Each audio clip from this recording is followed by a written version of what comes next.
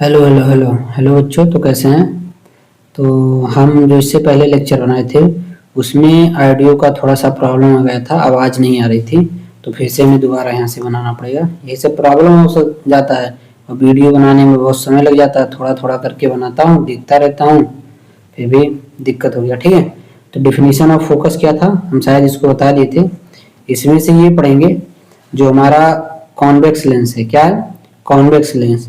वो converging lens और diverging lens दोनों की तरह बिहेव करता है। कन्वर्जिंग लेंस और डाइवर्जिंग लेंस दोनों की तरह बिहेव करता है। ठीक है, 99 के केस में हम ये पढ़ते हैं। कन्वर्जिंग लेंस कब बिहेव करता है?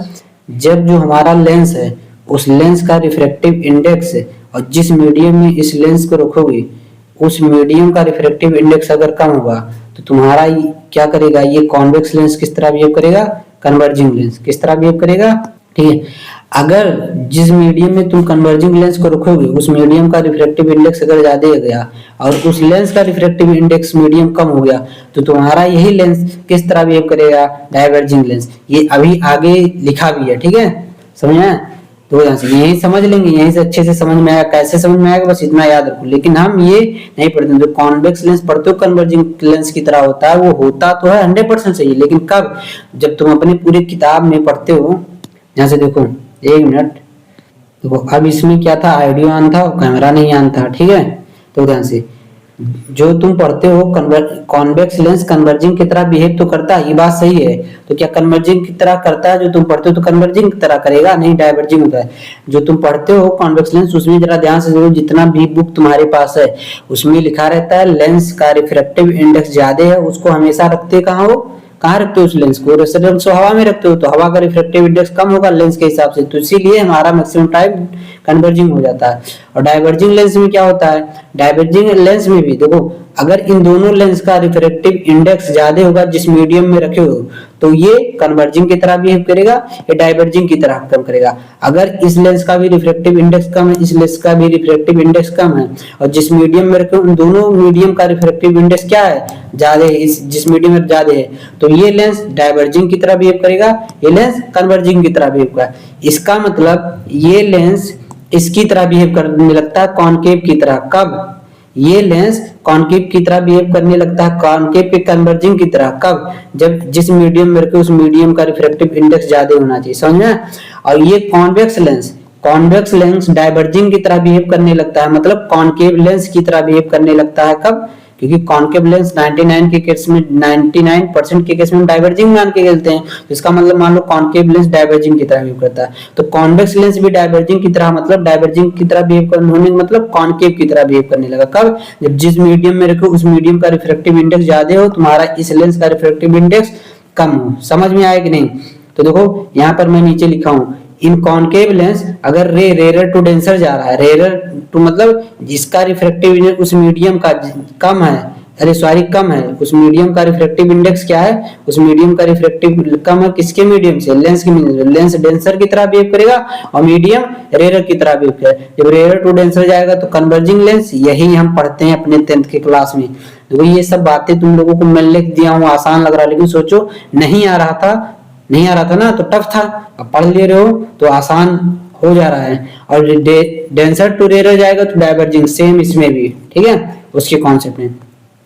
अब जैसे वहां पर रूल टू ऑब्टेन कॉन्वेक्स कैसे रूल बनाते, क्या क्या लेते हैं, दो रे चाहिए तो यहाँ पर है कॉनकेव लेंस के लिए है। और जो यहाँ पर 6 केसेस बना है, ये 6 केसेस हम जैसे वहां पर पढ़े थे ऐसे करके 4 लाइन खींचकर 2 लाइन यहाँ पर भी पढ़ लेंगे। ठीक है, देखो ये पूरा समझा।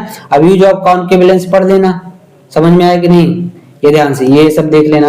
अब ध्यान से देखो, मैं यहाँ पर एक फार्मूला बता देता हूँ। देखो ध्यान से, जब वहां पर हम पढ़ते थे तो 1/b + 1/u = क्या था? 1/f था। क्या था?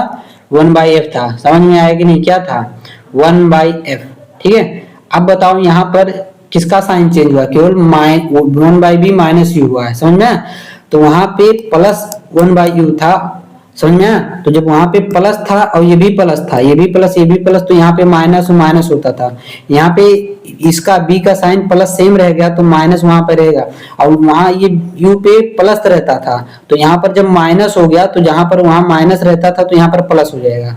समझ? देखो वहां पर 1/b + 1/u रहता था, तो जो फोकस का फार्मूला था एफ माइनस यू रहता था, तो जब यहाँ पर प्लस रहेगा यू का साइन तो यहाँ पर माइनस रहेगा, और मान लो अगर यहाँ पर माइनस हो गया, क्या हो गया माइनस, तो यहाँ पर क्या हो जाएगा प्लस हो जाएगा। तो वही देखो यहाँ पर माइनस हो गया तो यहाँ पर क्या हो गया प्लस, बाकी सब सेम है। ठीक है, पावर का फार्मूला पढ़ ही लिए होगे। तो अब क्या वही आज मतलब स्टार्टिंग चल रहा है क्लास, क्या तुम लोग प्री बोर्ड देने वाले हो, इसका मतलब ये सब पढ़ लो। अभी एक्चुअल क्या काम है, क्या हमें सीखना, हम वो सब बताएंगे तो सब छोड़ देते हैं। अभी बताएं पावर का यूनिट डायोप्टर होता है, यही सब बताना रह गया नहीं ना। यहाँ से देखो ये सब पढ़ना। तो कॉन्वेक्स लेंस का फोकल लेंस, फोकस क्या होता है पॉजिटिव, क्या हमेशा पॉजिटिव होता है, नहीं, कॉन्वेक्स लेंस का फोकस क्या होता है निगेटिव भी होता है। क्या होता है निगेटिव। यहाँ से देखो, देखो जो स्टार बनाया हूँ यहाँ पर, स्टार जो बनाया हूँ यही हम पढ़ते हैं 10th के क्लास में। लेकिन देखो कॉन्वेक्स लेंस का फोकस निगेटिव भी होता है, और कॉनकेव मिरर में हम फोकस निगेटिव मानते हैं, लेके चलते हैं, क्योंकि हम ये वाला पढ़ते हैं, क्या पढ़ते हैं मैक्सिमम ये पढ़ते हैं, रे ऐसे लेकर नहीं आते हैं, समझ में आया कि नहीं। तो ये पॉजिटिव भी होता है लेकिन हम ये पढ़ते हैं, ये पढ़ते हैं, इसीलिए देखो यहाँ पर स्टार बनाया हूँ, समझ में आया, यहाँ पर स्टार बनाया हूँ।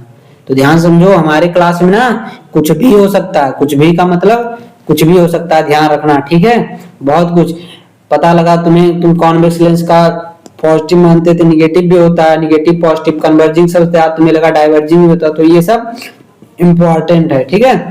चलो आगे बढ़ते हैं, ये सब हो गया हमारा। यहाँ पे फोकस निगेटिव पॉजिटिव भी होता है, लेकिन हम मान के चलते हैं 99% वाला केस वाला पढ़ते हैं, ठीक है। समझ में आया कि नहीं आया। अब ध्यान से देखो इधर, ये देखो ध्यान से इसके बारे में क्या है। अगर ये तुम्हारा मान लो एक कॉन्वेक्स लेंस था, ऐसे कॉन्वेक्स लेंस, इसको जब ऐसे काट सकते हो एक बार इसको ऐसे काट सकते हो हॉरिजॉन्टली, तो मान लो ये ऐसे करके ऐसे हमने काट दिया वर्टिकल, ठीक है। तो जब वर्टिकल काटोगे तो दो लेंस मिलेगा, एक देखो ये हमारा लेंस हो गया, एक हमारा ये लेंस हो गया, ठीक है। और मान लो इसका फोकस एफ था और इसका पावर कितना था एफ काट दिया। जब इसको काट दोगे तो जो ये आधा आधा तुम्हें मिलेगा ना, तो इसका फोकस जितना पहले फोकस था यहाँ पर एफ है, वो जो एफ था, तो जो नया एफ आएगा, एफ डैश मतलब जो नया एफ आया, और जो पुराना फोकस था वो फोकस का कितना हो जाएगा दुगुना हो जाएगा। कितना हो जाएगा दुगुना। अब इसी यहीं पर मैं क्वेश्चन बताते चल रहा हूँ। मान लो ऐसे कोई फोकस था, ये ऐसे था, इसका फोकस 30 सेंटीमीटर था, किसका था 30, जिसको ऐसे काट दियो तो ऐसे बनेगा। तो बताओ अब इस समय इसका फोकस कितना बन जाएगा, तो इसका फोकस 60 हो जाएगा, जो पहले का था उसका क्या हो जाएगा दुगुना हो जाएगा। समझ में आया, क्या हो जाएगा दुगुना हो जाएगा। अब देखो ध्यान से, पावर जो होता है फोकस के इनवर्सली प्रोपोर्शनल होता है। अगर तुम्हारा वो ये 2f हो गया, तो अगर नीचे वाला 2f मतलब ये बढ़ाओगे तो पावर क्या होगा घटेगा, तो p/2 हो जाएगा। कितना हो गया पावर फोकस के इनवर्सली प्रोपोर्शनल। अगर ये 2 गुना बढ़ेगा तो ये 2 गुना क्या होगा कम होगा, क्या होगा कम होगा। तो देखो अगर 2f हो गया तुम्हारा, तो यहाँ पावर क्या हो गया p/2 हो गया। समझ में आया कि नहीं आया। अब देखो ध्यान से, जो यहाँ पर ये दो लेंस हमने पाया अलग अलग, इन दोनों लेंस को जो आपस में इस तरह से रख दोगे तो ये जो कंबाइन लेंस कंबाइन हो जाएंगे, तो इन दोनों का मिला के जो नेट फोकस आएगा, ये जो एफ डैश लिखा है नेट फोकस आएगा, तो नेट फोकस एफ के बराबर आएगा। किसके बराबर आएगा एफ के। जो यहाँ पर एफ था मतलब पहले जैसा बिहेव करने लगा, ये कैसे बिहेव करने लगेगा पहले जैसा। ये एफ क्या है, अगर मान लो ये इस पूरे लेंस का ये एफ फोकस 30 सेंटीमीटर था, तो इसमें 60 हो जाएगा। और फिर इन दोनों को अगर इस तरह से रख दोगे, फिर दोनों मिलके कंबाइन फोकस क्या देंगे 60 देंगे। और चाहे इस तरह से रख दोगे ऐसे ऐसे करके अपोजिट करके एक दूसरे को, तो भी फोकस पहले जैसा हो गया। तो ये याद रखना 3 केस, देखो एक केस ये, एक केस ये, एक केस ये। समझ में आया। इन दोनों को पहले काटे तब अलग अलग फोकस क्या होगा, फिर इन दोनों को जब इस तरह से काट दे तो अगर ऐसे से जोड़ेंगे तब फोकस क्या होगा। बस इतना ही पूछेगा, और केस बन सकता है लेकिन तुम्हें इतना ही केवल जानना जरूरी है। यहाँ पर देखो, अब यहाँ पर हम ऐसे काटते हैं, तो यहाँ पर जब ऐसे काटोगे तो ऐसे अलग हो जाएगा। अब जो ये अलग हुआ है ना ऊपर, इसका फोकस सेम रहेगा। जो पहले इसमें फोकस एफ था, मतलब यहाँ 30 सेंटीमीटर अगर इस लेंस का फोकस था, तो यहाँ जो इतना बना इसका भी फोकस 3 सेंटीमीटर होगा, इसका भी फोकस 3 सेंटीमीटर का होगा।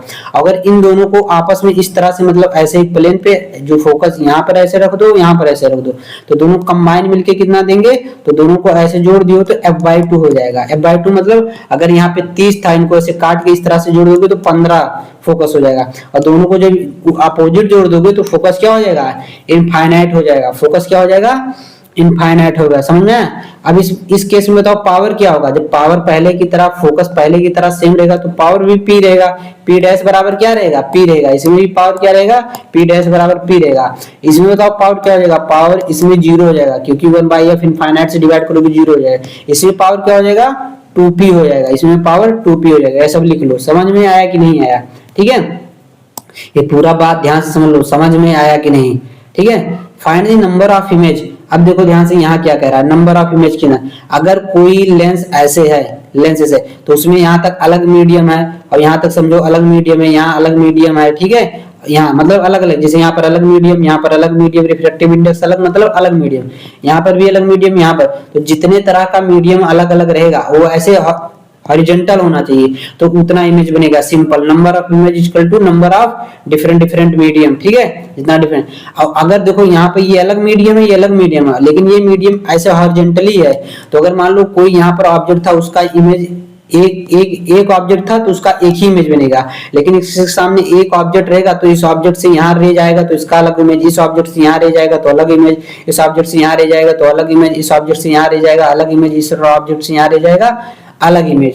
समझ में आया ना? इसीलिए जब शीशा टूट जाता है, देखते हो हर शीशे में अलग अलग इमेज बनता है, क्योंकि वो उसके बीच में जब जहां से टूटता है तो वहां से कौन सा मीडियम हो जाता है, थोड़ा सा एयर का गैप हो जाता है, तो एयर का गैप इसका मतलब ये थोड़ा अलग हो गया है, थोड़ा अलग हो गया, भले तो वो शीशा तो अलग हो गया, ठीक है, लेकिन अगर इस तरह से मीडियम अलग अलग होगा तो इमेज एक ही बनेगा, मीडियम को अलग अलग ऐसे होना पड़ेगा। समझ में आया कि नहीं?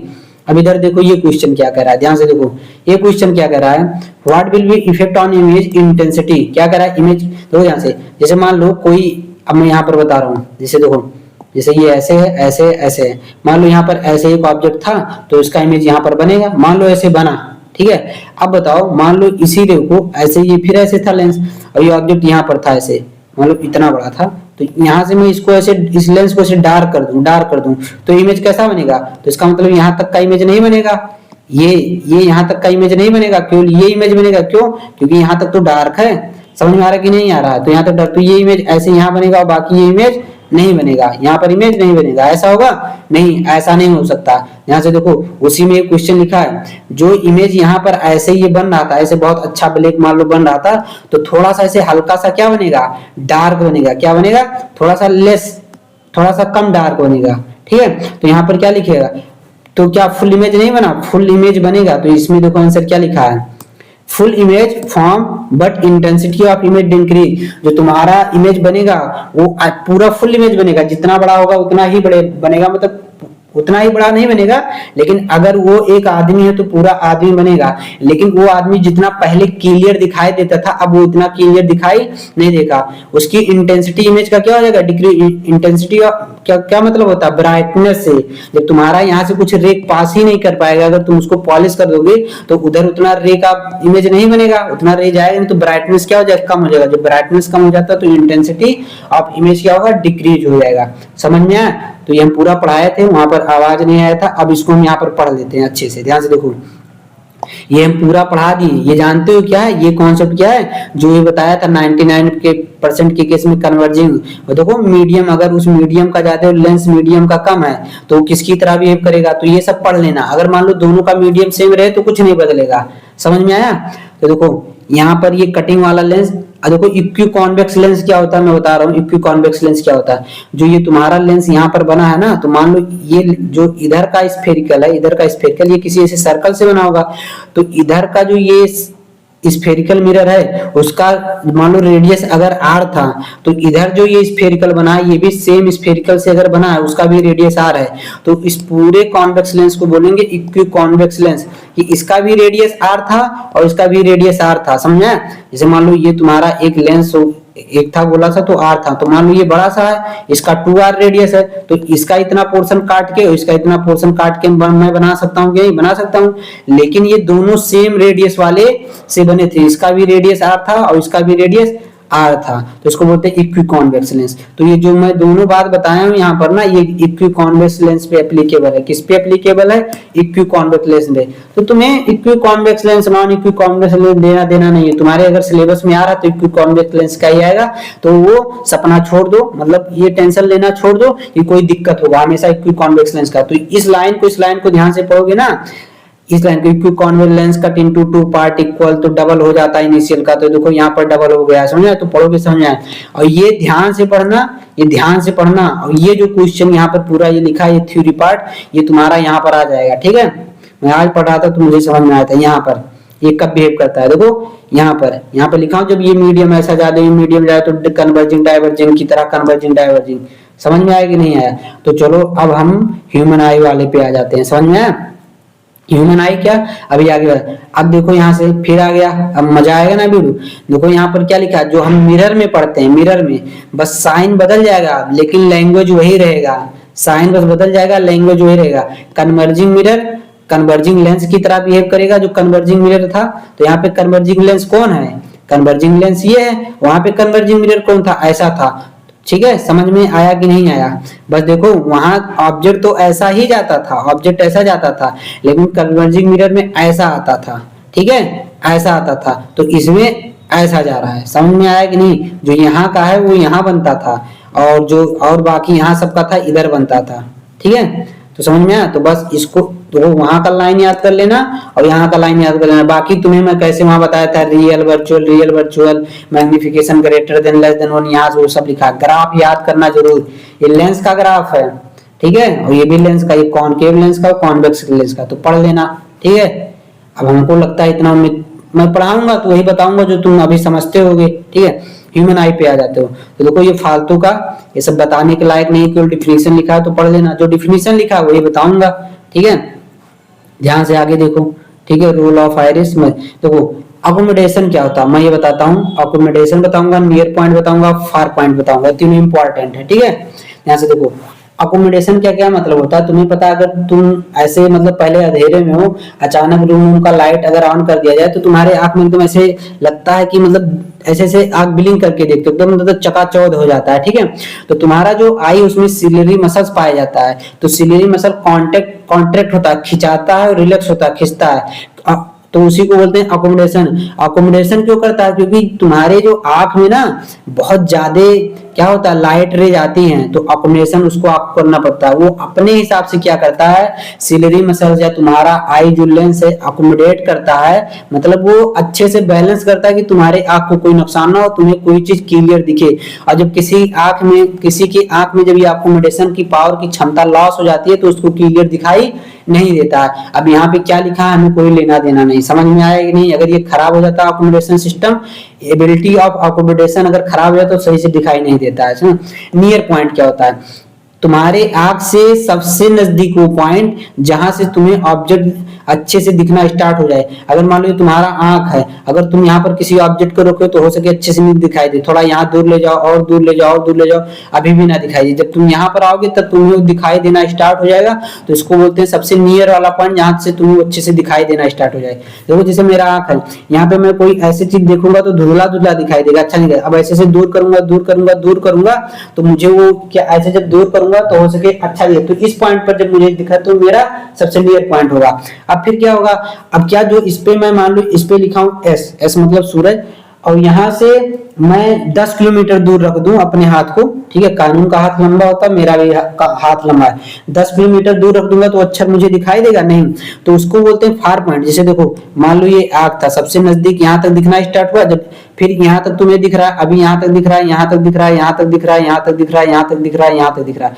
मान लो यहाँ से तुम्हें वो ऑब्जेक्ट दिखाई देना बंद हो जाए, क्या था उस पर लिखा था, तो उसको बोलते हैं वो फार पॉइंट। क्या बोलते हैं? Far point.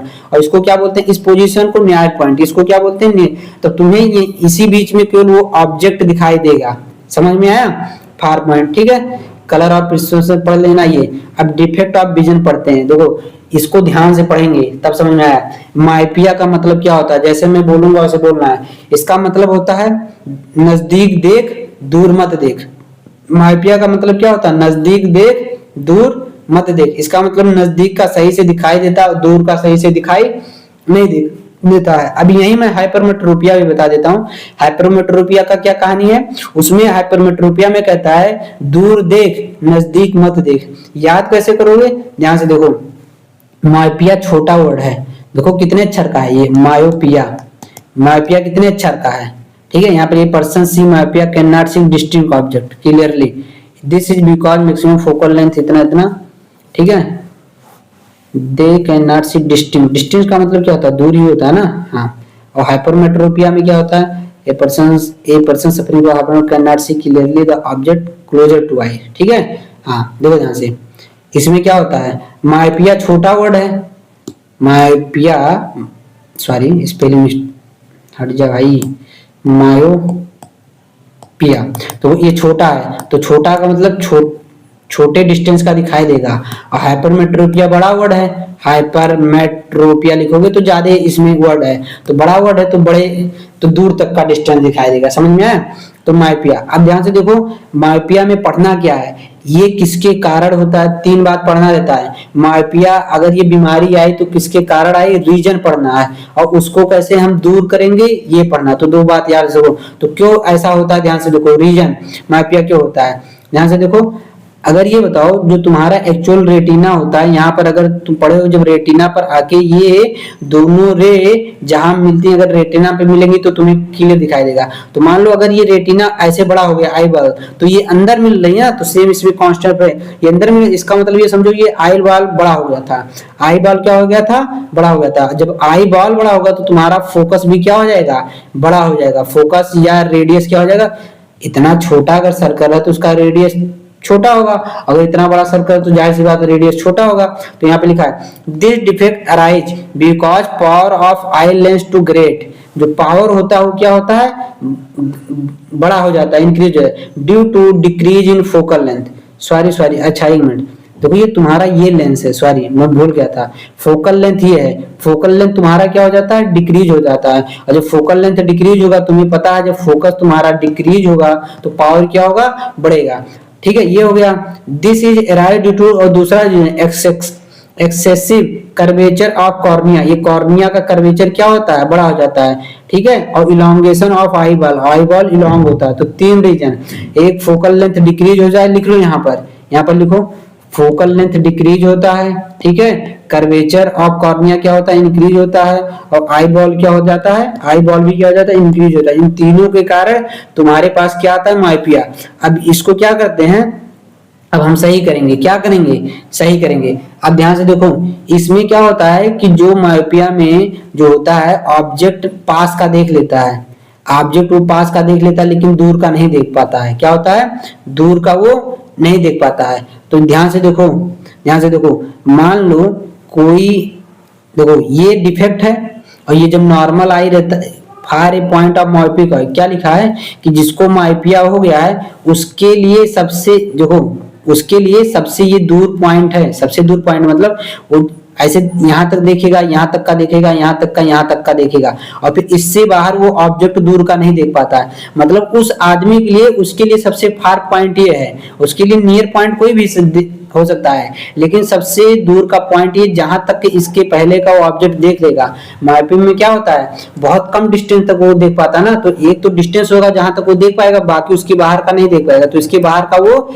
नहीं देख पाता है। तो इस पॉइंट तक मान लो उस ऑब्जेक्ट को देख सकते। ध्यान से बात सुनना, मैं भी इसको समझाने में थोड़ा थोड़ा कंफ्यूज हो जाता हूँ। ठीक है, मतलब मुझे तो समझ में आता है लेकिन समझाने का तरीका थोड़ा सा मेरा उसमें खतरनाक रहता है। तो देखो ध्यान से, जो माइपिक आई है तो वो क्या करता है, यहाँ पर बन जाता है, और अगर यही चीज यहाँ पर रेटिना पर जाके बने तो देखो ये जो यहाँ पर लेंस है, अगर ये लेंस पहले ही इसको कन्वर्ज कर देता है तो आप यहाँ पर कोई ऐसा डाइवर्ज लेंस लगा दो जो यहाँ पर पहले पैरेलल ले आती है, थोड़ा सा उसको डाइवर्ज करके यहाँ पर भेज दे। ध्यान से समझ रहे हो ना, अभी मैं बता रहा हूँ, देखो ध्यान से, देखो जैसे ये है, यहाँ समझो, वैसे जानते भी होगे, सोचोगे कि भैया क्या, अगर तुम्हें आता होगा तो भाई और दीदी लोग इसको भगा के देख लेना। जैसे मान लो ये है, तो मान लो यहाँ पर तुम एक लेंस लगा दिए, कॉनकेव लेंस, क्या लगा दिए, एक कॉनकेव लेंस लगा दिए। अब क्या होगा, यहाँ से जो आई रे जाएगा, ऐसे वो रे जाएगा, और उस रे को ये थोड़ा सा पहले डाइवर्ज करेगा, डाइवर्ज कर देगा। जो यहाँ से लेंस ऐसे, देखो यहाँ से जो ये रे आ रही थी, वो रे को थोड़ा सा ये डाइवर्ज करे, तो यहाँ अब ये जब ऐसे से मुड़ते मुड़ते जाएगा भी तो यहाँ पर ये पहुंच जाएगा। फिर ऐसे सेम इसमें जो यहाँ से ऐसे जा रहा था, ऐसे वो थोड़ा सा ऐसे डाइवर्ज होके आएगा, तो फिर ऐसे मुड़ेगा तो जाके यहाँ कटेगा। तो इसीलिए ये पहले ही मुड़ जाता है, थोड़ा सा हमें बाद में मुड़ना, तो उसके पहले हमें क्या लगाएंगे, डाइवर्ज लेंस, कौन सा, सॉरी डाइवर्जिंग लेंस लगाएंगे कि ये रे जो यहाँ पर ऐसे यहाँ पे पहले पहुंच के मुड़ रही थी, थोड़ा सा यहाँ से ऐसे होके यहाँ पर पहुंचे पॉइंट पर। समझ में आ रहा है, कहाँ पर पहुंचे, यहाँ पर पहुंचे। ध्यान से देखो, यहाँ से यहाँ से थोड़ा यहाँ पर जाएगा, तब फिर मुड़ेगा तो यहाँ पर आएगा, यहाँ पर ऐसे जाएगा, यहाँ पर आएगा तो यहाँ पर मुड़ जाएगा। समझ में आया कि नहीं? अब देखो ध्यान से, ये तो समझ गए कि ये कॉनकेव लेंस के यूज करते हैं, और यही सबको समझ में आता है। दूसरी बात, अब जो मैं बताने में असक्षम हो जाता हूँ, जो तुम लोगों को आता भी नहीं है, उस बात को समझना। जिसको ये माइपिया हो गया है उसको सबसे धीरे धीरे ऐसे, ये वो पॉइंट है जहां के इधर के बाहर वो नहीं देख पाएगा, ठीक है? तो उसका सबसे फार पॉइंट है, उसके लिए सबसे दूर पॉइंट ये जहां तक वो देख सकता है। अब ध्यान से सुनो, इसका मतलब जो इनफाइनाइट से जो, मान लो देखो ध्यान से, अब मान लो यहाँ से कोई रे आ रही, इसी क्वेश्चन में देखो, देखो इसी में लगाया है ना, तो मान लो इसका वो सबसे फार पॉइंट था एक्स दूरी, जो यहाँ पे एक्स दूरी ये बनाया था एक्स दूरी, तो यहाँ से जो रे आ रही है बहुत दूर तक, उसको ऐसा किया जाए कि जो ऑब्जेक्ट यहाँ पर रखा है, जो ऑब्जेक्ट कैसे उसमें पढ़ते थे स्लेब में, ध्यान से सुनो, स्लेब में ऐसे ऑब्जेक्ट यहाँ पर रखा रहता था, फिर वो थोड़ा सा शिफ्ट हो जाता था, उसका इमेज यहाँ बनता था, तो इसको तो यही तो आदमी को दिखाई देगा। तो सेम थोड़ा सा कॉन्सेप्ट है। मान लो रे यहाँ से आ रही थी, अब ध्यान से देखो, मैं थोड़ा सा इसको खुद से रे बना रहा हूँ, ठीक है? एक मिनट देखो ध्यान से, ठीक, मान लो ऐसे रे आ रही थी, ठीक है, समझे? ऐसे रे आ रही थी यहाँ से, तो मान लो यहाँ पर एक ऑब्जेक्ट ऐसे रखा था, एक ऑब्जेक्ट यहाँ पर, ये हमारा ऑब्जेक्ट हो गया, क्या हो गया? ये ऑब्जेक्ट रखा था। अब उस ऑब्जेक्ट को ऐसा काम करो कि वो ऑब्जेक्ट उसके फार पॉइंट पे बनने लगे, और ये मतलब इसको ऐसा शिफ्ट कर दो किसी भी मदद से, किसी भी तरह से, कि वो ऑब्जेक्ट जिसको माइपिया हुआ था, और वो माइपिया वाला पर्सन को पता है कि मुझे अगर मैं किसी चीज को देखना चाहता हूँ, तो कम से कम इस ऑब्जेक्ट को इस पोजीशन से अंदर रखो तो मैं देख पाऊंगा, तब मैं देख पाऊंगा। तो तुम अगर मान लो यहाँ तक नहीं रख सकते, तो उसके फार पॉइंट पे लाके रख दो, क्योंकि वो यहाँ तक देख लेता था इस पॉइंट पे। तो उस ऑब्जेक्ट को जब यहाँ करोगे तो ध्यान से देखो, वो ऑब्जेक्ट ऐसे जाएगा यहाँ से रे, और ये डाइवर्ज करेगा, जब ये डाइवर्ज करेगा इसकी आंखों पर जाएगा, तो फिर वो लाइन याद करो, कौन सी लाइन याद करो? Light ray travel in straight line. तो ये जो इंसान देखेगा कि जब यहाँ से ये डाइवर्ज हो गया ऐसे, तो ये देखेगा ये लाइट रे ऐसे पीछे आ रही थी, तो यहाँ से फिर ये भी जब ऐसे डाइवर्ज होगा तो देखेगा लाइट रे पीछे है, तो उसको ऑब्जेक्ट यहाँ पर दिखेगा, तो वो अपने फार पॉइंट पर ऑब्जेक्ट दिखेगा उसको, फिर वो ऑब्जेक्ट उसका यहाँ पर रेटिना पर बनेगा, क्योंकि जब उसके देखो, जब माइपिया के आई के लिए यही चाहिए कि वो हो वहां पर रेटिना पर बने, तो उसके फार पॉइंट पे तुम के रख दो, क्योंकि वो एक पॉइंट को तो देखता ही था, जब वो एक पॉइंट को क्लियर देख रहा होगा तो उसके तो रेटिना पर बन ही रहा होगा, जब माइपी का आई रहा होगा, तो अपने किसी ऑब्जेक्ट को किसी डिस्टेंस तक जब देख रहा होगा क्लियर, तो इसका मतलब उस केस में जब क्लियर देख रहा होगा, तो उस केस में रेटिना पर बन रहा था वो ऑब्जेक्ट। तो क्या काम करो तुम, ऐसा कुछ करो जो बहुत दूर का ऑब्जेक्ट है उसको ऐसा कुछ करो कि इसको उस फार पॉइंट पर आ जाए, और जब फार पॉइंट पर आएगा तो रेटिना पर क्या करेगा? बनेगा। अब यहां से समझो, ये लेंस हम इसलिए नहीं लगाते हैं कि ऐसे हो और पहले ये यहाँ पर कन्वर्ज होके मिला था ये दूर बन जाए, नहीं, ये लेंस हम इसलिए लगाते हैं कि जो यहाँ का ऑब्जेक्ट हो, इस लेंस की मदद से वो जो ऑब्जेक्ट हो शिफ्ट होके उस आदमी को यहाँ पर बनता हुआ दिखाई दे, और जब यहाँ पर बनता हुआ उसके फार पॉइंट पर दिखाई देगा, तो फार पॉइंट पर उसका इमेज कहाँ? उसके रेटिना पर ही बनता था। देखो, जब कोई मायोपिक आई है, अब मैं इसको मिटा रहा हूँ, जब कोई मायोपिया पर्सन है, तो मायोपिया पर्सन को उसके फार पॉइंट का व्यू एग्जैक्ट उसके रेटिना पर बनता है, बस तुम उस ऑब्जेक्ट को उसके फार पॉइंट पर लाके रख दो। तो कौन सा मिरर लगाओगे? तब हम कॉनकेव मिरर लगाते हैं। अब बात समझ में आएगा कि नहीं?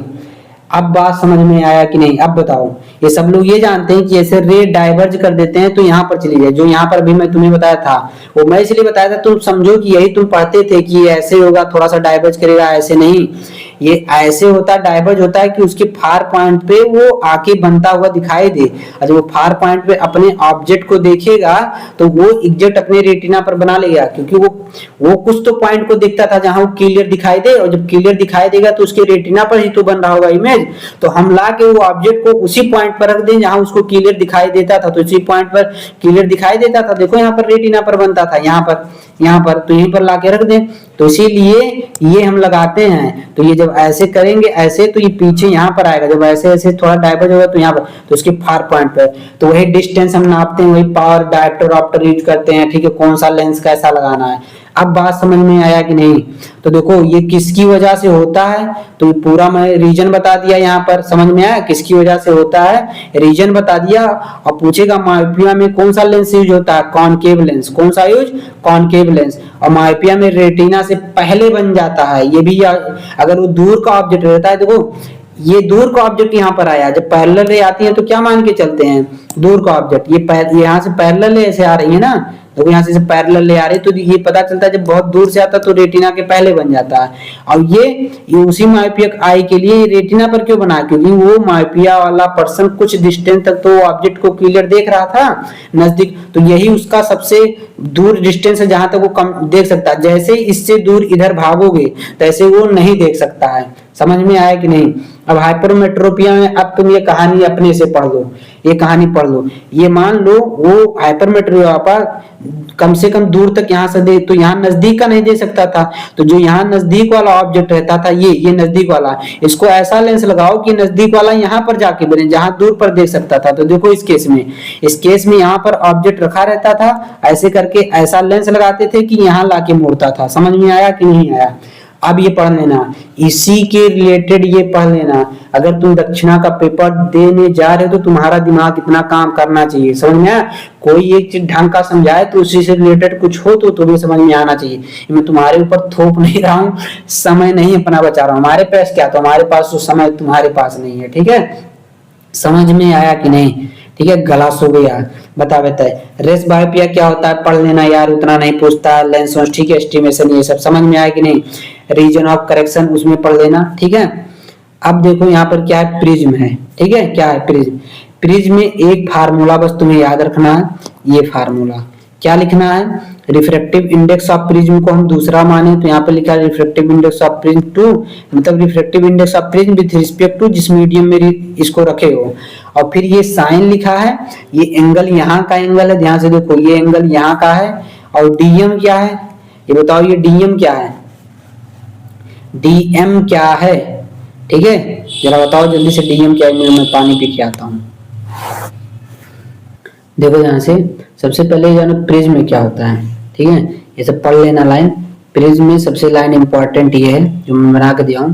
प्रिज्म में 2 ट्रायंगुलर बेस होता है, इतना बेस होता है 2 ट्रायंगुलर बेस, और 3 रेक्टेंगुलर लेटरल सरफेस होता है। क्या होता है, 3 रेक्टेंगुलर। अब ये 2D में दिख रहा है तो यहाँ पे नहीं दिख रहा, लेकिन याद रखना 2 ट्रायंगुलर होता है और 3 रेक्टेंगुलर बेस होता है। समझ में, these surface are inclined to each other at some angle, और एक कुछ एंगल पर इंक्लाइन रहते हैं।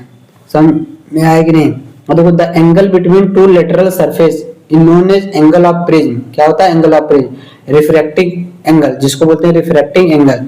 और then angle between incident ray and emergent ray जिसको बोलते हैं डेविएशन। देखो ये रे ऐसे अगर सीधे चला जाता प्रिज्म नहीं होता, तो ये रे ऐसे गया ऐसे गया ऐसे आया, तो जाना चाहिए था ऐसे और चला गया ऐसे, तो इतना ही एंगल तो डेविएट हुआ, तो इसको बोलते हैं डेल्टा। देखो अभी मैं पूछा था जो डीएम है यही हमारा डेविएशन है, तो यहाँ पर क्या लिख सकते हो सीधे, देखो ये refractive index of prism respect to उस मीडियम में जिस मीडियम में रखे हो।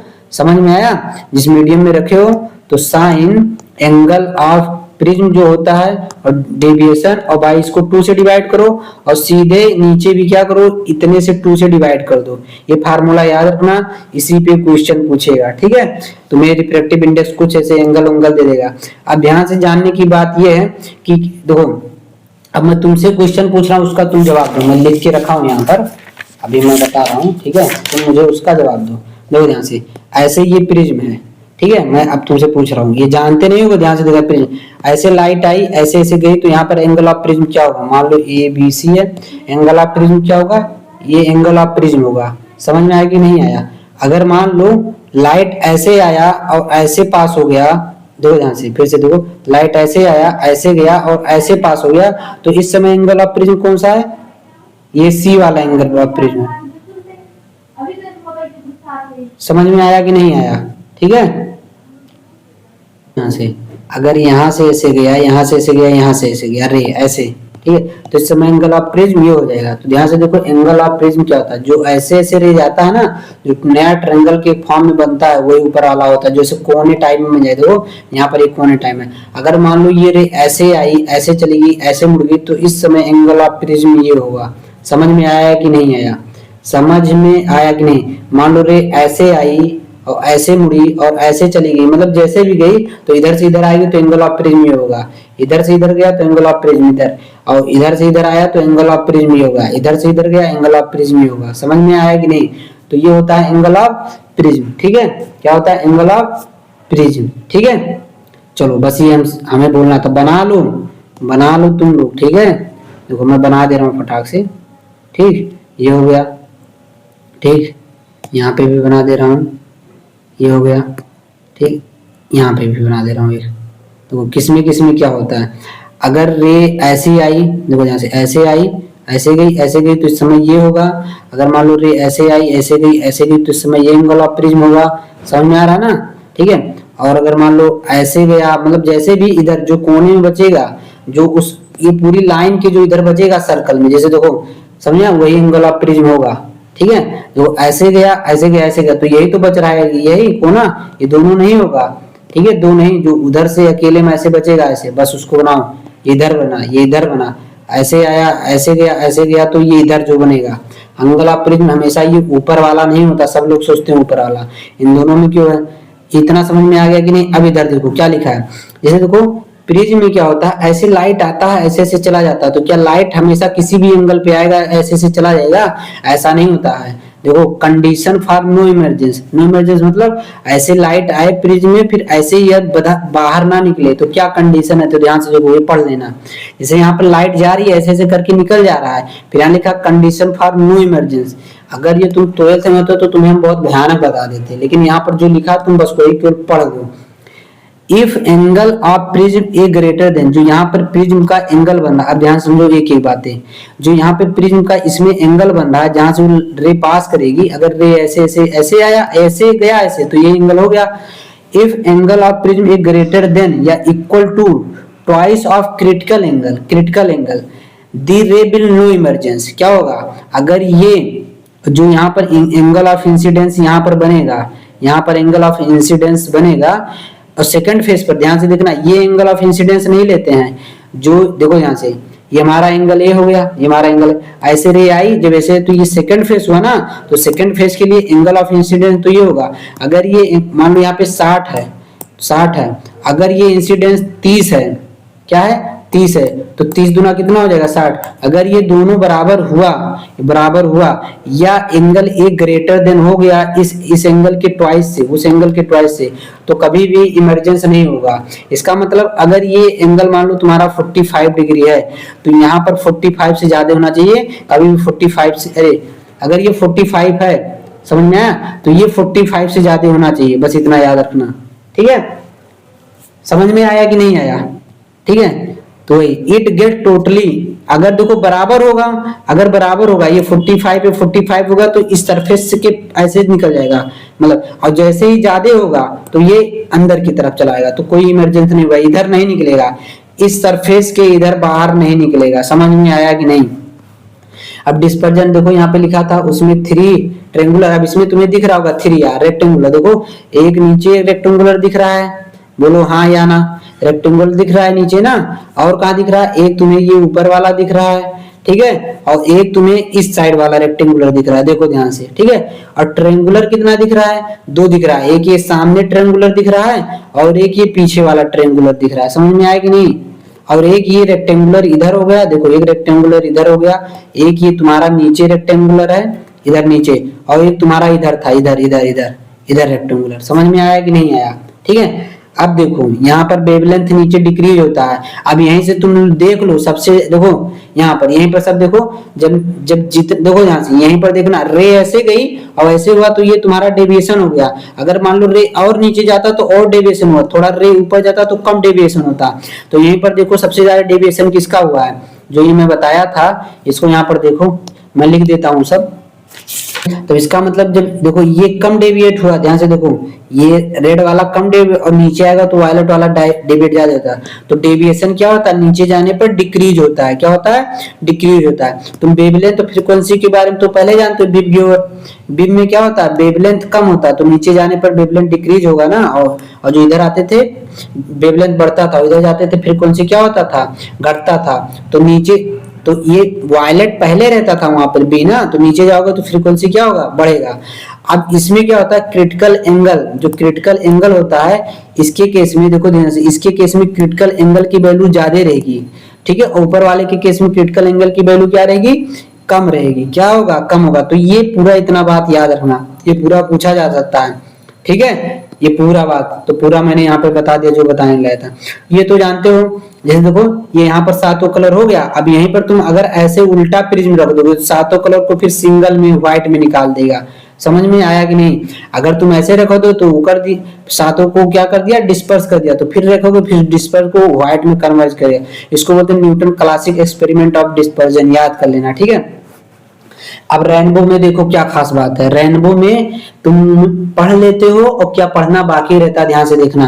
देखो सबसे पहले रेनबो में पहला क्वेश्चन, यहीं यहीं तुम बगल में जहां तुम्हें जगह होगा मिले यहाँ पे ना, तो लिखते चलो, कहीं भी कोना कोना मिले यहाँ पर ऐसे लिखते चलना, ठीक है। पहला बात रेनबो में क्या है, अगर तुम रेनबो को देख रहे हो तो ध्यान से, अगर मान लो रेनबो यहाँ पर बन रहा है तो यहाँ पर आदमी ऐसे खड़ा होना चाहिए और ये रेनबो को ऐसे देखेगा तो इस आदमी के बगल यहाँ पर मैं दिखाई दूंगा, मैं यानी सूरज। समझ में आया। आदमी के पीछे सूरज होना चाहिए, जिधर आदमी को देख रहा तभी वो रेनबो आएगा, तभी तो इस पे लाइट ऐसे पड़ेगा। ध्यान से देखो, तभी तो मान लो यहाँ पर सन बना है, मान लो यहाँ पर ऐसे सन बना है यहाँ पर, ठीक है। तो यहाँ से ऐसे लाइट जाएगी तभी तो यहाँ आदमी रहेगा, उस पे रे आएगा। अगर यहाँ पे सन रहेगा रेनबो पे से लाइट, तो इधर कहाँ से आएगा, रिफ्लेक्ट होके आता है ना। समझ में आया कि नहीं, रिफ्लेक्ट होके आता है। ये तो समझ में आ गया कि सन सबसे पहले उस इंसान के पीछे होना चाहिए। अब दूसरी बात देखो, जब रेनबो बनता है तो रेनबो किससे बनता है, छोटे छोटे वहां पर पार्टिकल रहते हैं। किसके पार्टिकल रहते हैं, एयर ड्रॉप्स रहते हैं, एयर के पार्टिकल। तो मान लो ये पूरा एयर का एक पार्टिकल है गोल सा, ठीक है। तो इसमें 3 बार होता है, क्या होता है, 3 बार, 3 पॉइंट पे। जब पहली बार सन का रे इस पॉइंट पर, मान लो ए पॉइंट पर जाएगा, तो देखो ये रेरर मीडियम है, ये डेंसर मीडियम है। तो रेरर से जब डेंसर मीडियम में जाएगा तो सबसे पहले रिफ्रैक्शन होता है। आपको पता है जैसे ही मीडियम चेंज होगा रेरर से डेंसर, तो सबसे पहले क्या होता है, रिफ्रैक्शन होता है। तो इसी पॉइंट पर एक बार क्या होगा, रिफ्रैक्शन होगा। और तुम्हें पता है जो ये है अभी प्रिज्म की तरह बिहेव करता है। जैसे व्हाइट लाइट जाएगा, क्योंकि सन में 7 कलर दिखाई देता है ना, और जैसे ही व्हाइट लाइट जाए तैसे ही सातों कलर में टूट जाएगा। तो देखो जब यहाँ से एक रे यहाँ पे आए तो रेड लिखा, लास्ट वाला क्यों वायलेट लिखा, बाकी इसके बीच में साला येलो ग्रीन है। समझ में आया सारा, ठीक है। तो देखो इस पॉइंट पर क्या, इसी पॉइंट पर रिफ्लेक्शन हुआ, इसी पॉइंट से डिस्पर्शन हुआ। तो पूछता है जब सनलाइट से ड्रॉप में जाता है तो पहले पॉइंट पे क्या क्या घटित घटना होता है, तो रिफ्रैक्शन होता है, डिस्पर्जन होता है। ये पता था क्या, बोलो ये पता था क्या, ठीक है। अब ध्यान से सुनो, जब ये लाइट रे आई तो ये देखो ये इसमें टूटा, इसमें टूटा, तो बताओ इस पॉइंट पर क्या हुआ, इस पॉइंट पर क्या हुआ। अब ध्यान से देखो, ये इसको ऐसे बाहर निकल जाना चाहिए था और इसी के अंदर ये घूम के आ गया। तो यहाँ पर इस पॉइंट पर क्या हुआ, टोटल इंटरनल रिफ्लेक्शन हुआ। इस पॉइंट पर भी टोटल इंटरनल रिफ्लेक्शन हुआ।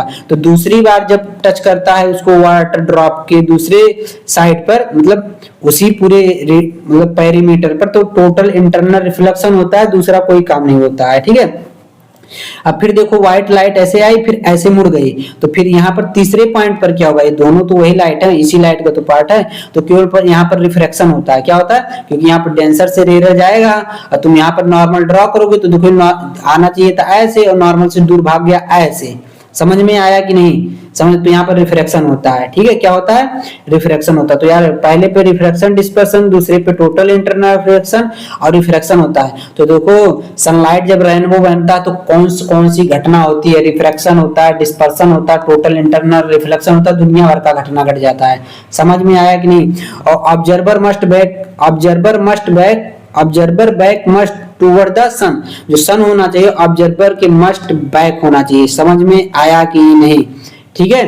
प्राइमरी रेनबो क्या बनता है, ध्यान से देखो, इसको बोलते हैं प्राइमरी रेनबो और इसको बोलते हैं सेकेंडरी रेनबो। समझ में आया कि नहीं, समझ में आया कि नहीं। तो ये देखो लो पूरा यहाँ पर जो जैसा बनाया हुआ है, अब तुम लोग पढ़ लो ना। इंपॉर्टेंट क्या था, सन पीछे होना चाहिए, ये या पूछेगा रेनबो में कौन कौन सा प्रोसेस होता है, कौन सा फिनोमेना, रिफ्रैक्शन होता है, डिस्पर्शन होता है, टोटल इंटरनल रिफ्लेक्शन होता है, टोटल इंटरनल रिफ्लेक्शन होता है। समझ में आया। अब रेनबो में 2 तरह का रेनबो होता है, प्राइमरी रेनबो और एक secondary rainbow. Primary rainbow due to 2 refraction, dispersion one internal reflection partial light falling on a rain drop, और सेकेंडरी रिफ्लेक्शन सेकेंडरी रेनबो को होता है some time a fainter with the order of colour reverse also has been along with primary rainbow, जो यही reverse होता है, यही reverse होता है, प्राइमरी रेनबो शायद बनता है, हाँ इसी से, ठीक है। एट वेरी हाई एल्टीट्यूड, ये दुनियादारी, अब जो भी लिखा है। एटमॉस्फेरिक रिफ्लेक्शन क्या होता है, देखो यहां से जितनी भी ये चीजें हैं, ये वाला क्वेश्चन, सनसेट डिले, सनसेट जो भी फिनोमिना है, ये वाला सब एक ही बात पर डिपेंड है। मैं बताया था ना, मेरे क्लास में छोटी छोटी बातें बहुत बड़ी होती है। याद करो, क्या याद करो, गाना याद आ रहा है क्या, ध्यान सुनो। Light ray travel in straight line, light ray travel in straight line. अब ध्यान सुनो, मैं बताऊं एटमॉस्फेरिक रिफ्लेक्शन क्या होता है, ध्यान से देखो। यहां पर क्या है, तुम्हारा अर्थ है, देखो यहां पर ऐसे है, अर्थ है, क्या है, अर्थ है, ठीक है, ये अर्थ का एटमॉस्फेयर है। ध्यान सुनो, मतलब ये अर्थ नहीं है, तुम अर्थ के अंदर घुसे हो, क्या बैक करता हूं इसको, देखो यहां से, ये तुम अर्थ ऐसे है, ऐसे यहाँ पर अर्थ है तुम्हारा, तुम अर्थ पर बैठे हुए हो, और अर्थ का ये एटमॉस्फेयर है, क्या अर्थ का एटमॉस्फेयर है। अब देखो ये रेयर है और ये डेंसर है, ठीक है, ये रेयर है, ये क्या है, डेंसर है। जैसे ही यहाँ पे वैक्यूम रहता है तो रेयर रहता है, और जैसे ही रेयर से डेंसर में आओगे तो तुम यहाँ पर क्या, जो ये रे है यहाँ पर तुम ऐसे नॉर्मल ड्रॉ करोगे, क्या ड्रॉ करोगे, नॉर्मल। ध्यान से देखो, यहाँ पर ऐसे तुम नॉर्मल ड्रॉ करोगे, क्या करो, तो ये रे जो ऐसे आनी चाहिए थी, ये नॉर्मल है, अभी मैं नॉर्मल ड्रॉ कर देता हूँ। ध्यान से देखो, ये हमारा क्या हो गया, नॉर्मल हो गया। समझ में आया कि नहीं आया, अरे मुन्ना इधर हो जाओ ना, ये हमारा नॉर्मल हो गया। अब ध्यान से देखो, ये जो रो सीधे ऐसे आनी चाहिए थी, देखो इस पॉइंट से इस पॉइंट पे अगर तुम देखोगे तो ये रे ऐसे जाएगा, समझ में आया कि नहीं, थोड़ा सा इधर कर लो, ऐसे जाएगा, समझ में आया, ये रे ऐसे जाएगा, ठीक है, आंख को मैंने छेद दिया। अब देखो, अब यहाँ से रेयर से डेंसर, तो बताओ रेयर से जब डेंसर जाता तो नॉर्मल की तरफ मुड़ जाएगा, ऐसे नॉर्मल की तरफ मुड़ेगा, तो देखो ये रे नॉर्मल की तरफ मुड़ गया, नॉर्मल की तरफ। समझ में आया कि नहीं आया।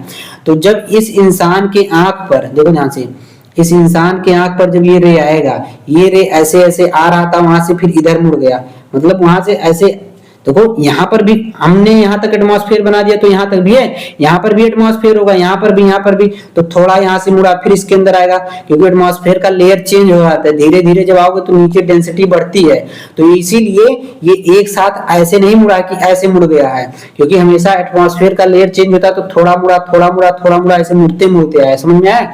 लेकिन जब एक बार तुम्हारे आंख तक थोड़ा सा डिस्टेंस रहेगा, तो तुम्हारा आंख क्या देखेगा, ये लाइट रे जो ऐसे आ रहा है, ये ऐसे सीधे आ रहा है, क्योंकि तुम्हें क्या पता है, तुम्हें बस एक ही चीज पढ़ाएगा, light ray travel in straight line, तो उसको दिखेगा ये लाइट रे जो हमारे पास आ रही है, सीधे आ रही है, तो इसको सीधे से लेके जाएगा। तो जो तारा एक्चुअल जिस पोजीशन पे स्टार रहता था, वो थोड़ा यहाँ दिखाई देता है, थोड़ा क्या करता है, अपने पोजीशन से हट के दिखाई देता है। अब इसी में आता है star twinkle twinkle little star, जो बचपन वाली कहानी वही हमें यहाँ पता है, पढ़ाया जाता है।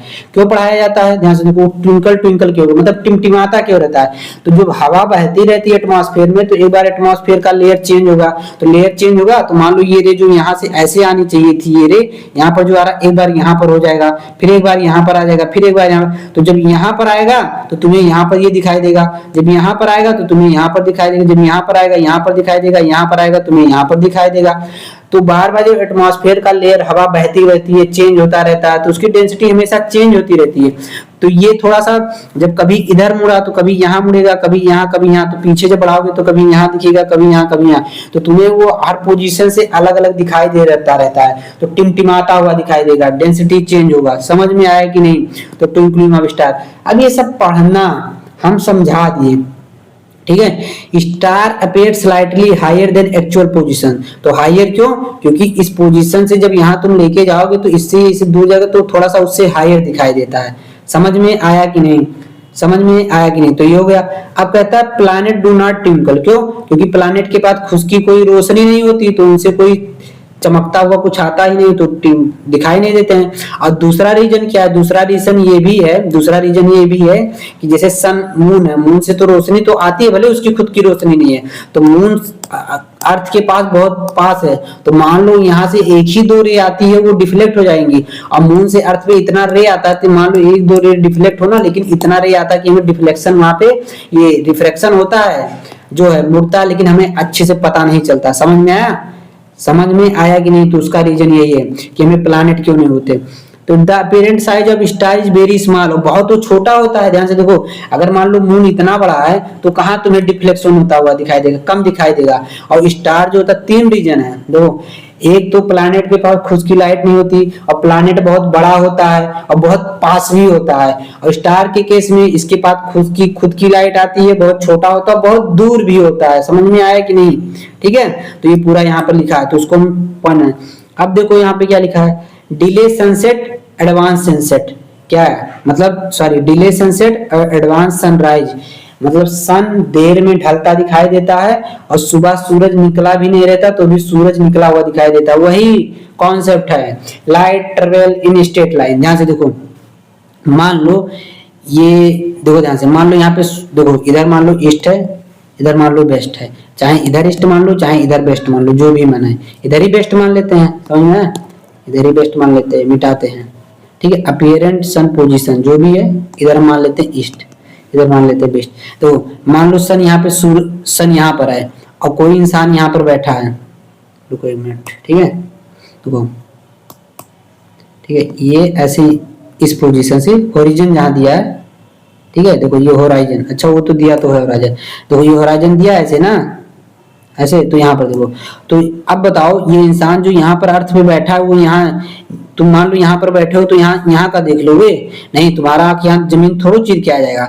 तो तुम अगर बैठे हो तो तुम सीधे मैक्सिमम देख सकते हो, क्या कर सकते हो, सीधे देख सकते हो। अब ध्यान से देखो, जो ये सन है, इस सन से रे यहाँ पर आएगी तो ये रेयर है, ये डेंसर है। तो सबसे पहले देखो यहाँ पर नॉर्मल ड्रॉ करेंगे, सर्कुलर पे नॉर्मल क्या ड्रॉ होता है, उसके सेंटर से ले जाओ नॉर्मल ड्रॉ कर दो, तो ऐसे नॉर्मल हो गया। अब ध्यान से देखो, ऐसे नॉर्मल ड्रॉ कर दिए, नॉर्मल ड्रॉ कर दिए ना। अब देखो जो ये रे ऐसे जा रही थी, ध्यान से देखो, जो ये रे ऐसे जा रही थी सीधे, जो रे ऐसे जा रही थी सन से, अब जब रेयर से, ध्यान से देखो, जब रेयर से, ये हमारा रेयर है, ये हमारा डेंसर, रेयर से डेंसर जाएगा तो कहाँ मुड़ेगा, नॉर्मल की तरफ, और यही हमारा नॉर्मल है, ये क्या हमारा नॉर्मल है। तो जो ये रे ऐसे जा रही थी अब इधर से थोड़ा इधर मुड़ेगी, इधर मुड़ेगी, इसका मतलब कहाँ मुड़ा, देखो ये इधर से जो जाने बजाय इधर मुड़ गया, तुम्हारे आंख पर आया। अब तुम्हारे आंखों को क्या लगेगा, जो ये रे इधर से ये आई है, तुम्हें पता चाहिए रे ट्रेवल इन स्ट्रेट लाइन, तो यहाँ पर दिखाई देगा। तो देखो ये सूरज अभी उगा नहीं था, उगेगा तब जब तुम्हें इस होराइजन के ऊपर दिखेगा।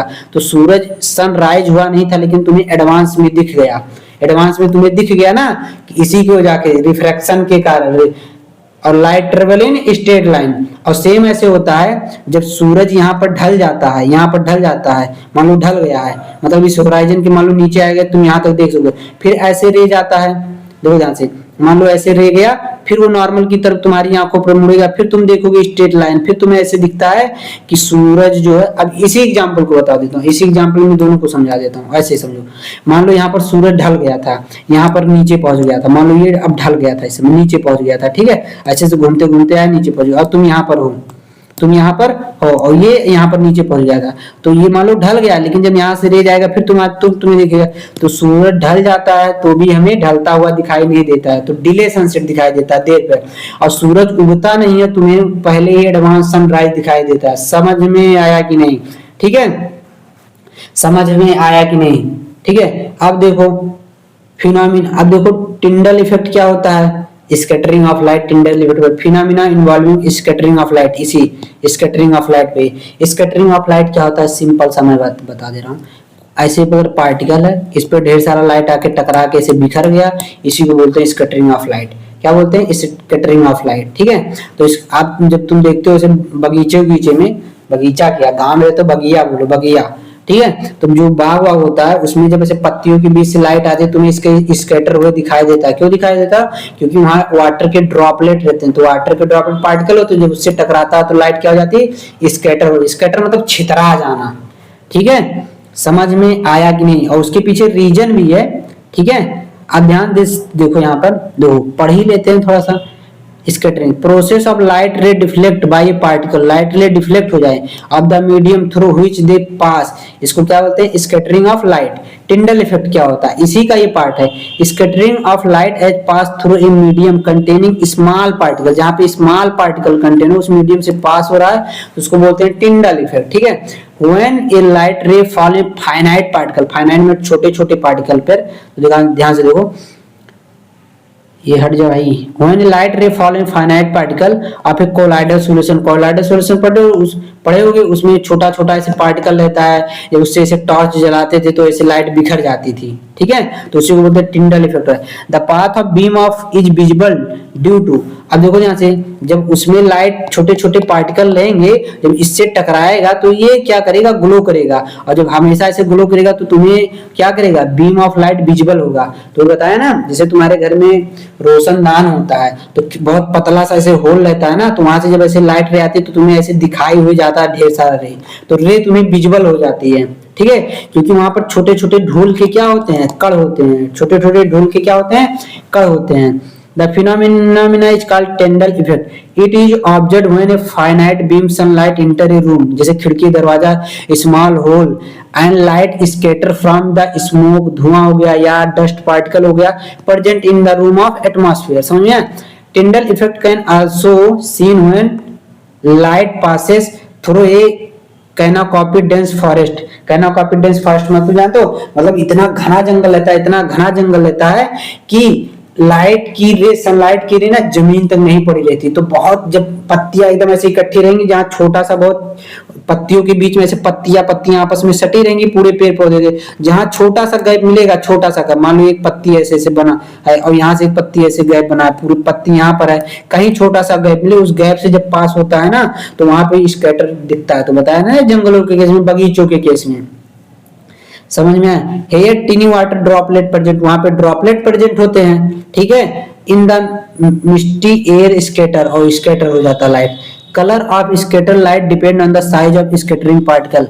अब देखो तुम्हें लगता है कि वहां पे वाटर ड्रॉपलेट होगा, जब वहां से स्कैटर आएगा तो तुम्हें विजिबल होगा, विजिबल नहीं होगा, डिपेंड करता है। देखो इस पे लिखा है colour of the scatter light, अगर वो व्यूअर में कलर दिया कुछ नहीं, depend on the size of scattering particle, जो पार्टिकल वहां पे प्रेजेंट होता है, जो स्कैटर करता है, उसके साइज पर डिपेंड करता है। Very finite particle scatter shorter wavelength, अगर बहुत फाइनाइट वेवलेंथ, बहुत छोटा रहेगा तो छोटे वेवलेंथ को स्कैटर करेगा, जैसे कलर एट वायलेट, जैसे इधर जाते वायलेट का वेवलेंथ क्या होता है, वायलेट का वेवलेंथ कम होता है, और इधर जैसे जाते हो तो वेवलेंथ क्या होता है, डिक्रीज, तो बिग्योर, समझ में आया? तो रेड का वेवलेंथ क्या हो जाता है, इंक्रीज होता है, तो वायलेट का वेवलेंथ कम हो जाता है, तो छोटे पार्टिकल शॉर्टर वेवलेंथ को स्कैटर करेंगे, यानी वायलेट लाइट को, और ग्रेटर जो रहेंगे वो ग्रेटर जो रहेंगे, जिसे देखो छोटा पार्टिकल छोटे वेवलेंथ को करेगा, बड़ा पार्टिकल बड़े वेवलेंथ को करेगा, जैसे रेड को। समझ में आया कि नहीं, समझ में आया कि नहीं, ठीक है। If size of particle is quite large, थोड़ा छोटा सा बड़ा होगा तो स्कैटर लाइट इज नो, तब तुम्हें व्हाइट ही दिखेगा। समझ में आया कि नहीं? Phenomena involving scattering of light. अब स्कैटरिंग ऑफ लाइट में क्या क्या आता है, ध्यान से देखो, ध्यान से सुनना। Colour of the sun at sign, colour of sun at sign at sunset क्या दिखाई देता है, सनराइज पे क्या दिखाई देता है, सनसेट पे। सनराइज और सनसेट में तुम्हें एकदम लाल दिखाई देता है, एकदम लाल। क्यों दिखाई देता है उसको ध्यान से समझिए। जब सन होराइजन पे होता है ना, तो ध्यान से देखो, ध्यान से वो देखो, जब सन होराइजन पे होता है, जब तुम यहाँ पर होगे ऐसे से घूमते घूमते घूमते घूमते हो जाएगा, जब होराइजन पे रहता है तो तुमसे डिस्टेंस कम रहता है, पहली बात तो। अब यही वो बना है, जब होराइजन पे रहता है तो उसे एटमॉस्फेयर को पार करते करते, ध्यान से देखो, इतना दूर आना पड़ता है, इतना डिस्टेंस तर रहता है। और जब वो एकदम तुम्हारे सर के ऊपर रहेगा, देखो सर के ऊपर रहेगा, लिखा है सन अपीयर रेड जब होराइजन पे रहता है, और सन अपीयर व्हाइट जब तुम्हारे एकदम ऊपर रहेगा, परपेंडिकुलर एकदम ऊपर। इस केस में क्या होता है, जो सन की लाइट होती है एटमॉस्फेयर को केवल इतना डिस्टेंस पास करना देता है। तो जब इतना डिस्टेंस पास करेगा, तो बताओ यहाँ पर जब इतना डिस्टेंस पास करेगा तो फटाक से सन की लाइट आएगी व्हाइट, और फटाक से तुम्हारी आंखों पर व्हाइट ही पहुंच जाएगा, व्हाइट लाइट, तो तुम्हें व्हाइट दिखेगा। लेकिन ध्यान से देखो, जब ये इतना दूर तक वेवलेंथ ट्रेवल करेगा, जब यहाँ से इतना दूर डिस्टेंस का ट्रेवल करेगा, तो इसके बीच में ढेर सारा पार्टिकल आएगा, कुछ पार्टिकल यहाँ पर। और तुम्हें पता है रेड लाइट का वेवलेंथ सबसे ज्यादा क्या होता है, सबसे ज्यादा बड़ा होता है, तो उसका वेवलेंथ सबसे ज्यादा बड़ा होने का मतलब बहुत दूर तक ट्रेवल करेगा। तो दूर, तो जब देखो ध्यान से, जब यहाँ पर आएगा, ध्यान से देखना, जब यहाँ पर आएगा तो यहाँ से वायलेट कलर का वेवलेंथ बहुत कम होता है, तो यहाँ से खत्म हो जाएगा वायलेट। धीरे धीरे ऐसे BI BG YOR क्या होता है विबग्योर। तो ये भी यहाँ पर खत्म हो गया, ये भी यहाँ पर खत्म हो गया, ये भी यहाँ पर खत्म, ये भी यहाँ पर खत्म, ये भी यहाँ खत्म, ये भी यहाँ खत्म। तुम्हारे आंख पर जब यहाँ पर पहुंचेगा तो रेड लाइट का ही वेवलेंथ पहुंचेगा, रेड लाइट का वेवलेंथ पहुंचेगा तो तुम्हें क्या होगा, रेड लाइट दिखाएगा। और जब ये छोटा डिस्टेंस तक, बस जो व्हाइट लाइट होती है विबग्योर ना, वो फटाक से उसमें से कुछ खत्म ही नहीं हो पाएगा, बस तुम्हारी आंखों पर तुरंत पहुंच जाएगा, बहुत कम डिस्टेंस है तो बस तुम्हारी आंखों पर पूरी व्हाइट लाइट ही पहुंच जाएगी, तो तुम्हें व्हाइट दिखता है। थोड़ा थोड़ा मान लो यहाँ से, मान लो बी थोड़ा सा जैसे खत्म होने वाला था, आई तो खत्म ही नहीं हो पाएगा, जैसे B I B G Y O R, मान लो तुम्हें लगे कि विबग्योर खत्म हो रहा था और आई भी खत्म, जैसे ये दोनों खत्म हुआ तो ये इतने का तो कॉम्बिनेशन तुम्हें दिखेगा, बी भी खत्म हो जाएगा क्या इतने डिस्टेंस पर, नहीं। तो पता लगेगा तुम्हें थोड़ा सा खत्म हो गया तो तुम्हें मिलजुल के फिर सब मिलजुल के व्हाइट लाइट ही बनने के लिए बनेगा, तुम्हें व्हाइट दिखेगा। समझ में आया कि नहीं? तो sun appear reddish at morning, evening it appear white at noon, दोपहर के समय तुम्हें रेड दिखाई देता है। अब क्यों दिखाई देता है मैंने समझा दिया, ठीक है। At sunshine, sun appear near horizon, light ray reaching the eye object travel large distance, दूर तक जब डिस्टेंस कवर करता है, the most of the blue light shorter wavelength ray are scatter away in the particle, तो scatter हो जाते हैं, पूरा यही बिखर कर खत्म हो जाते हैं, बिखर कर ब्लू वायलेट सब खत्म हो जाते हैं। रेड वाला वेवलेंथ बहुत ज्यादा होता है तो बहुत दूर तक ट्रेवल करेगा, तुम्हारी आंखों पर आता है। the most of the blue light shorter wavelength ray are scatter away the particle, hence the light that reach, जो लाइट हमारी आंखों पर पहुंचती है ऑब्जर्वर के, लॉन्गर वेवलेंथ वाला रेड वाला एंड पर पहुंचता है। समझ में आया? ठीक है। The sun appear reddish at sunshine, सुबह भी और शाम को भी, ठीक है। अब देखो इसमें क्या, at noon the light ray travel complete shorter distance, ठीक है, through the atmosphere before reaching eye and observer, only few little amount of blue colour violet colour scatter होता है। The sun moon look almost white, तो लगभग ना के बराबर scatter होता है, बहुत कम, तो फिर वही सबका कॉम्बिनेशन कलर आता है तो हमें व्हाइट ही दिखेगा। समझ में आया कि नहीं आया? समझ में आया कि नहीं? अब देखो डेंजर लाइन को, रेड लाइन को डेंजर सिग्नल क्यों देते हैं, अगर ये बताओ, मान लो यहाँ पर कोई आदमी है, यहाँ पर कोई आदमी है और यहाँ से हमें बताना है कि यहाँ पर खतरा है। अब यहाँ से जब व्हाइट लाइट जाएगा तो यहीं पर यहाँ तक पहुंचते पहुंचते व्हाइट लाइट खत्म, यहाँ तक पहुंचते पहुंचते ब्लू, अरे सॉरी, यहाँ तक पहुंचते पहुंचते ब्लू लाइट खत्म। अब उसको दिखाई तो भी देना चाहिए कि यहाँ पर कोई खतरा, बहुत स्पीड जाएगा। अब रेड लाइट रहेगा तो रेड लाइट का पता है कि वेवलेंथ बहुत दूर तक होता है, तो बहुत दूर तक ट्रेवल करेगा, खत्म नहीं होगा, बहुत दूर तक जाएगा, इसीलिए रेड लाइट को क्या करते हैं, सिग्नल की यूज करते हैं। हमारा चैप्टर खत्म हो गया, ठीक है। अब हमें क्वेश्चन करना केवल बाकी है, जो हमारे लिए सबसे इंपॉर्टेंट है। हमने आपको समझा दिया, मैं इस बात को एक्सेप्ट करता हूं कि बहुत सारी चीजें वो फालतू, मतलब फालतू का नहीं, काम लायक है, लेकिन अगर देखो दक्षिणा लेवल के लिए तो छोटी छोटी चीजें पूछेगा नहीं। समझ में आया कि पीपल का डेफिनेशन क्या है, आयरिस क्या होता है, तो बस वही सब नहीं बताए जो अलग अलग यूट्यूब के प्लेटफॉर्म पे बताते हैं। भले हमारे चैनल पे 50 व्यूज आता है, 20 व्यू, 23 व्यू, हमसे उससे लेना देना नहीं है। हमें बस पता है कि हम अच्छा पढ़ा रहे हैं, उस लेवल का पढ़ाएं जिस लेवल का हमने दावा किया पढ़ाने का। समझ में आया कि नहीं? जब समय आएगा तब दुनिया जानेगी, ठीक है। बट अभी बुलाती है मगर जाने का नहीं, ये कॉन्सेप्ट हमें याद है, ठीक है। समझ में आया दीदी लोग, भैया लोग? तो ठीक है। अब हमें नहीं पता क्या आप लोगों के हिसाब से सही पढ़ाया क्या गलत पढ़ाया, बस मुझे पता अपने हिसाब से सही पढ़ाया हूँ, लेकिन अपने हिसाब से सारी चीजें होती नहीं है, ठीक है। तो जो नहीं समझ में आया होगा, अब बहुत सारी चीजें कभी कभी कुछ गलत लिखा है मॉड्यूल में, कुछ मैं कभी कभी फ्लो पे गलत बोल देता हूँ। अगर आप लोगों को गलत लगे, आप सही हो तो मानो सही हो, और वहां से मैं पूछ भी लिया करो, ठीक है।